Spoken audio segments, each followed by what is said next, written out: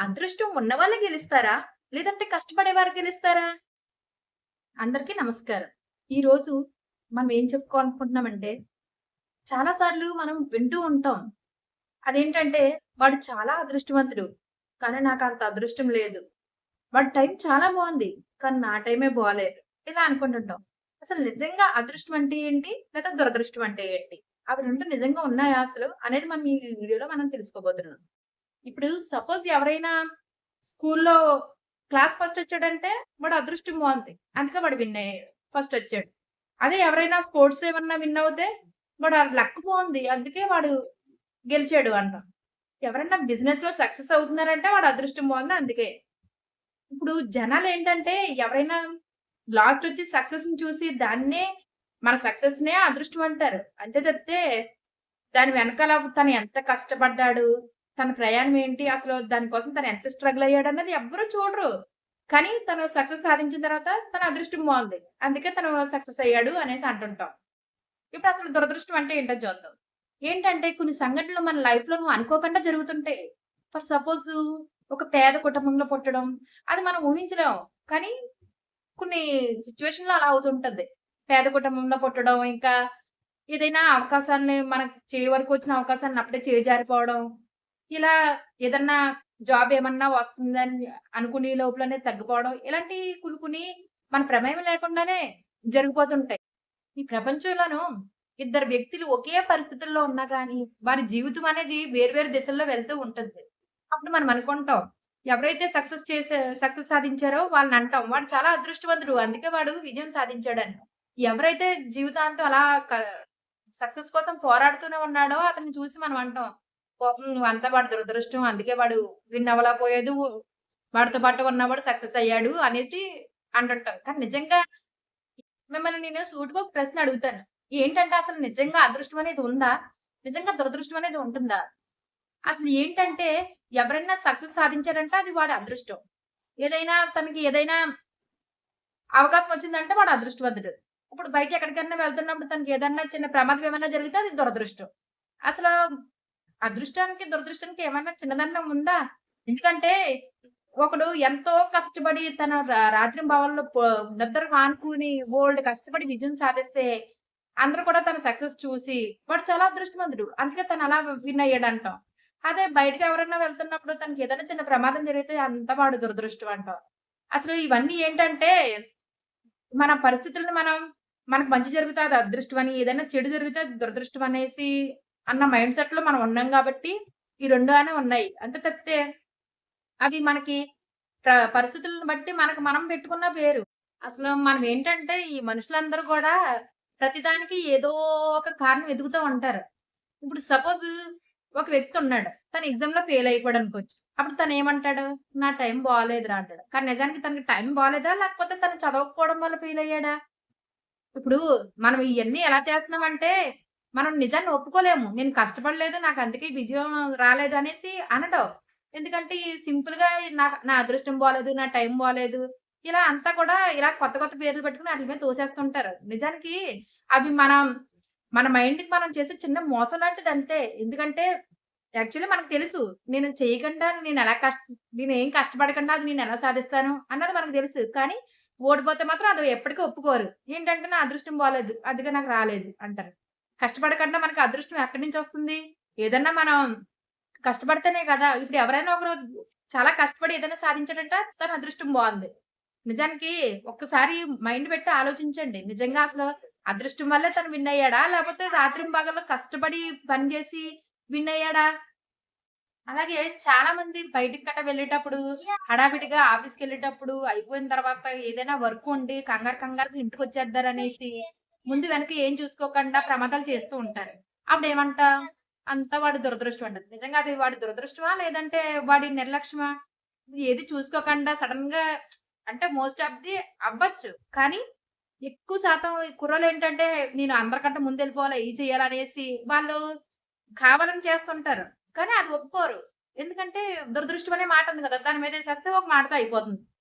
ఎప్పుడు కూడా పక్కన వాళ్ళ కష్టాన్ని అదృష్టమని భావించి, నువ్వేం కష్టపడకండా, నువ్వేం చేయకండా, ఇదంతా నా దురదృష్టం అనేసి ఆలోచనలు ఆపేయి ముందు. ఇంకా చాలా మందుంటారు. ఈ సోషల్ మీడియాలో ఉండే వాళ్ళ వీడియోస్‌లు, ఫోటోస్‌లు ఎవరన్నా విదేశాలకు వెళ్ళిన ఆళ్ళందరిని చూసి, వాళ్ళ లైఫ్ బావుందిరా! చాలా ఎంజాయ్ చేస్తుంది. అసల తనకసలు ఏమి రాదు. అయినా గాని యూఎస్ ఎళ్ళాడు. అక్కడ జాబ్ చేస్తున్నాడు. లాక్స్ సంపాదిస్తున్నాడు అనేసి ఈళ్ళలా ఆలోచిస్తుంటారు. అసల తను ఏమి కష్టపడకుండా, ఏమి చేయకుండా అంత అచీవ్‌మెంట్ అసలు ఎలా కొడతాడు? అది ఆలోచించండి ఒకసారి మీరే. ఎందుకంటే ఒక వ్యక్తి ఏదైనా సాధించినాడంటే తను ఎంతో కష్టపడితేనే తను ఆ పొజిషన్‌కి వెళ్ళగలడు. అంతేగాని ఏ కష్టం లేకుండా ఊరికనే నేను అది చేసేస్తున్నాను, ఇది చేసేస్తాను అనేసి మాటలు చెప్తే అవ్వదు కదా! దేనికన్నా కష్టపడాలి. కష్టపడితేనే మనం ఏదైనా సాధించగలం. దానికి మనం ఫలితం కూడా చూస్తాం. ఎప్పుడు కూడా ఈ ఇన్‌స్టా‌లోనే అయి ఇయి చూసి వాళ్ళ లైఫ్ బావుంటుంది. నా లైఫ్ ఎలా బాగోట్లేదనేసి వాళ్ళని చూసి ఏడడం. ఇవన్నీ వాళ్ళతో కంపేర్ చేసుకోకు. వాళ్ళు ఎంత ఏడుపులు ఏడుస్తే వాళ్ళు ఆ స్థాయికి వెళ్లారో ఒకసారి ఆలోచించు. ఈ ప్రపంచంలో చాలా మంది చేసే ఒక పెద్ద మిస్టేక్ ఏంటంటే, నా అదృష్టం బాగుంటే నేను సక్సెస్ అవుతానని నమ్ముతుంటారు. ఏంటంటే నిజంగాను అదృష్టం అనేది అసలు ఉండదు. ఎందుకంటే మనం ఏమి కష్టపడకుండా, ఏం సాధించకుండా నా నా అదృష్టమే నన్ను నడిపిస్తుందనేసి ప్రయత్నం చేయడం మానేసి, నాకు నా అదృష్టం వచ్చిన రోజే నేను విన్ అవుతాను. అప్పుడే నేను నా సక్సెస్ చూస్తాను అనేసి అంటుంటారు. నువ్వేం చేయకుండా నీకు అదృష్టం ఎక్కడి నుంచొస్తుంది? ఇప్పుడు అన్ని పరిస్థితులు మన చేతుల్లో ఉండవు కదా! ఎక్కడ పుట్టాము అన్నది మనం నిర్ణయించలేము. మన ఫ్రెండ్స్ ఎలాంటి వాళ్ళొస్తారన్నది మనం నిర్ణయించలేము. మనం ఏంటంటే కొంచెం మంది ఈ చదివిన వెంటనే జాబు సాధించేస్తారు. కానీ కొంచెం మందికి రాదు. కొన్ని సంవత్సరాలు పట్టొచ్చు. కానీ ఈ దీనితోటి నీ జీవితం ఆగిపోలేదు కదా! ఇప్పుడేంటంటే నేను పేద కుటుంబంలో పుట్టాను కాబట్టి నేను పేదవాడిగానే చచ్చిపోతానంటే అది నీ మూర్ఖత్వం. ఎందుకంటే ఎన్నో సాధించొచ్చు. లోకంలో సాధించాల్సినవి బోలెడన్నున్నాయి. ఇప్పుడు ఇద్దరు వ్యక్తులున్నారు. అందులో ఒక వ్యక్తి జాబ్ పోయింది. వెంటనే అయ్యో! నా జాబ్ పోయింది. ఇంక నేను దేనికి పనికిరాననేసి కుమిలిపోతున్నాడు. అదే టైంలో ఇంకో వ్యక్తి కూడా జాబ్ పోయింది. తనేం చేశాడు? నాకున్న స్కిల్స్ సరిపోకే నేను ఈ జాబ్‌కి సరిపోలేదనేసి ఏయోటి కొత్త స్కిల్స్ నేర్చుకున్నాడు. దాని మీద తను జాబ్ చేస్తున్నాడు. ఇప్పుడు ఇద్దరు ఒకే దగ్గర పని చేస్తున్నారు. ఇద్దరికీ జీతం ఉంది. అన్నీ ఉన్నాయి. కానీ ఒకతను కుంగిపోయాడు. నేనేం సాధించలేను. నేను ఇంతే అనేసి అనుకున్నాడు. ఏంటంటే అది దురదృష్టం అనేది నిజంగా అది లేదు. అది మన మనస్తత్వం అంతే. నేనేదైనా సాధించగలను అని నమ్మితే అది వాడు ఏదైనా సాధిస్తే వాడు అదృష్టవంతుడు. తిను మాత్రం నేనేం చేయలేను. నేనెప్పుడు ఎంతే స్టార్ట్ చేసినా నా బతుకెంతే. నేను ఎందులోనూ ముందుకెళ్ళలేను అనేసి ఆలోచనలతో ఈడెప్పుడైతే వెనకబడిపోయాడో తన మనస్తత్వంతోటి వాడికి దురదృష్టం. నేనేమి చేయలేను. నేనెందుకు పనికిరాననే భావన ఎంత ప్రమాదకరమైందో తెలుసా? ఆ ఆలోచన నీకొచ్చిందంటే నువ్వు చేసే పని మీద కూడా నువ్వు దృష్టి పెట్టలేవు. ఎందుకంటే నేను ఒకవేళ అన్నిట్లోనూ ఫెయిల్ అయిపోయాను. ఇది కూడా నాకు శాశ్వతంగా ఉంటదనేసి నువ్వు ఏదైనా నువ్వు సాధించలేనప్పుడు నువ్వు దాని కోసం ఆలోచిస్తూ ఉంటే ఇంక నువ్వు అక్కడితో నువ్వు ఆగిపోయినట్టే. ఎప్పుడు కూడా మనం మన మనస్తత్వం ఎలా ఉండాలంటే నేను ఏదన్నా కష్టపడే తత్వం అన్నట్టు ఉండాలి తప్పితే అంతా కూడా నాకు అదృష్టం లేదు. నేను దురదృష్టవంతుడిని అనేసి ఎలాగ నీకు నువ్వే చెప్పేసుకొని అసలు అలా చెయ్యొద్దు. ఇప్పుడు సపోజు ఒక రైతున్నాడనుకుందాం. అతను మార్నింగ్ లేచి పొలానికి వెళ్ళలేదు. పొలానికి నీరు పట్టలేదు. విత్తనాలెయలేదు. కానీ మంచి పంట రావాలని ఎదురు చూస్తున్నాడు. అది సాధ్యమవుతుందా? అవ్వదు కదా! అలాగే కష్టం లేకుండా ఫలితాన్ని ఆశించడం అనేది నిజంగా అంత తెలివి తక్కువ పని ఇంకా వేరేది ఉండదు. చాలా మంది ఏదైనా సాధించాలనుకున్నా గానీ, తను చేసే తప్పుని తప్పు పెట్టుకోవడానికి కొన్ని కొన్ని కారణాలను మెయిన్ చెబుతుంటారు. సపోజ్ కొంచెమందుంటారు ఆళ్ళేంటంటే, నేను పేద కుటుంబంలో పుట్టానురా! అందుకే నేనది చేయలేను అనేసి కుటుంబాన్ని కారణంగా చూపిస్తారు. కొంచెమందేమో నాకు అవకాశం రాలేదురా! నేనొకసారి ట్రై చేశానంటే, ఆల్రెడీ ఒకసారి ట్రై చేసావు కదా! ఇంకోసారి కూడా ట్రై చెయ్యి. ఏం పోయింది నీకు? అలా ఏదో ఒక కారణం చెప్పి ఈ బాధ్యతనే వాళ్ళకున్న బాధ్యతను ఒక కారణంగా చూపిస్తుంటారనమాట. సపోజ్ ఈ ఫ్యామిలీ ఉందనుకో ఆళ్ళకి నేనే చెయ్యాలి అనేసి చదువుని మధ్యలో ఆపేసి చేస్తుంటారు. అసలేంటంటే ప్రపంచం చాలా వేగంగా మారుతుంది. ఇప్పుడు నీకు చాలా వచ్చనుకో అయినా గాని ఇప్పుడు 90స్ కిడ్స్ ఉన్నారు. వాళ్ళకొచ్చింది ఇప్పుడు ఈ జనరేషన్‌లో దేనికి పనికిరాదు. ఎందుకంటే లోకం చాలా వేగంగా పరిగెడుతుంది. ప్రతిరోజు ఏదో ఒకటి కొత్తది నేర్చుకుంటే గాని ఇప్పుడు ఈ కాలంలో మనం ఉండలేము. నిరంతరం కూడా ఏదో ఒకటి కొత్తది ఏదో ఒకటి చిన్నదో, పెద్దదో ఏదో ఒకటి నేర్చుకుంటా ఉండండి. నువ్వు నిన్న నేర్చుకున్నది ఈ రోజుకి పని చేయకపోవచ్చు. కాబట్టి ఏదో ఒకటి నేర్చుకోవడానికి ప్రయత్నించండి. టైం వేస్ట్ చేసుకోకండి. ఫోన్‌లో అలా రీల్స్ స్క్రోల్ చేయడం కంటే ఏదోటి మీకు ఏదైనా నేర్చుకోవాలనుకుంటే దాని మీద కాన్సంట్రేషన్ చేయండి. ప్రతిరోజు కూడా మీకు మోటివేషన్ ఉండకపోవచ్చు. కానీ క్రమశిక్షణ అనేది అలవాటు చేసుకోండి. ఎందుకంటే డైలీ ఒక టైంకి బుక్ చదవడం మీకు అలవాటనుకో, ఇంకా ఆ టైంకి మీరు బుక్ చదువుతారు. ఆ టైంలో మీకు ఒకవేళ చదవాల్సిన బుక్ అయిపోయినా గానీ వెంటనే వేరే బుక్ తీసుకొని చదవగలుగుతారు. కాబట్టి క్రమశిక్షణ అనేది మనకి చాలా ఇంపార్టెంట్. ఇంకొక ముఖ్యమైన విషయం ఏంటంటే మీ చుట్టూ ఉన్నవాళ్ళు ఎప్పుడు కూడా మిమ్మల్ని తొక్కడానికే చూస్తారు.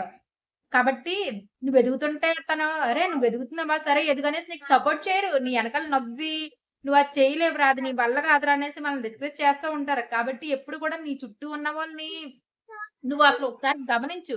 వాళ్ళతో నీవు ఏదైనా చేయాలనుకుంటే వాళ్ళు నీకు సపోర్ట్ చేయకపోతే వాళ్ళతో వదిలేయి. నీ నీకంటూ ఎన్నుకోవడం నేర్చుకో. అందరూ ఒకలా ఉండరు కదా! పక్కన నువ్వు ఎన్నుకునే స్నేహితులు కూడా నీకు మంచిగా ఉండేలా చూసుకోవాలి. ఎప్పుడు కూడా మన కలలు చాలా పెద్దగుండాలి. ఇప్పుడు సపోజు ఇప్పుడు మీరు ఒక కార్ కొనాలనుకున్నారనుకోండి. నేను కార్‌ని కొంటాను లైఫ్‌లో ఎప్పుడన్నా అనుకోండి. కనీసం కార్ అనుకున్నారు కాబట్టి కనీసం బండైనా కొనగలుగుతారు.